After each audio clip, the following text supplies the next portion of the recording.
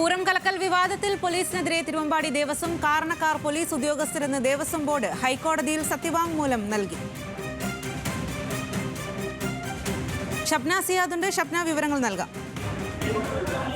തൃശൂർ പൂരത്തിൽ പങ്കെടുക്കാനും ദർശനം നടത്താനും എത്തിയ ഭക്തരെ തടയുകയും പൂരം നടത്തിപ്പിന് തടസ്സം സൃഷ്ടിക്കുകയും ചെയ്തത് പോലീസ് ഉദ്യോഗസ്ഥരാണ് എന്നാണ് തിരുവമ്പാടി ദേവസ്വം ഇപ്പോൾ ഹൈക്കോടതിയെ അറിയിച്ചിട്ടുള്ളത്.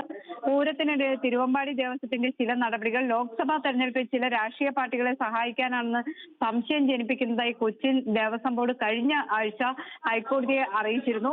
അത് തെറ്റാണ്. പോലീസാണ് ഇത്തരത്തിൽ ഈ പൂരം കലക്കലിന് പ്രധാനമായും പങ്കുവഹിച്ചത് പോലീസ് തന്നെയാണ്.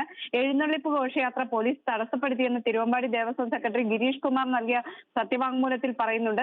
അതോടൊപ്പം തന്നെ ഉത്സവത്തിൽ പങ്കെടുക്കാനെത്തിയ പൊതുജനങ്ങളെയും ഭക്തരെയും അതിന് തടയുകയും ഉത്സവം പെട്ടെന്ന് നിർത്തുകയും ചെയ്തു. ഇത് പോലീസ് ഉദ്യോഗസ്ഥർ തന്നെയാണ്. സ്വരാജ് റൗണ്ടിലേക്കുള്ള റോഡുകൾ ഉപരോധിച്ചു. ആളുകൾക്ക് എഴുന്നള്ളിപ്പിന് കാണാനോ പങ്കെടുക്കാനോ ഉള്ള അവസരം നിഷേധിച്ചു. കൂടാതെ അനാവശ്യ പോലീസ് ഇടപെടൽ മൂലം മടത്തിൽ വരവ് ഘോഷയാത്ര ലളിതമായ ആചാരമാക്കി ചുരുക്കി തുടങ്ങിയ കാര്യങ്ങളാണ് ഇപ്പോൾ ഈ സത്യവാങ്മൂലത്തിലൂടെ വ്യക്തമാക്കിയിരുന്നത്.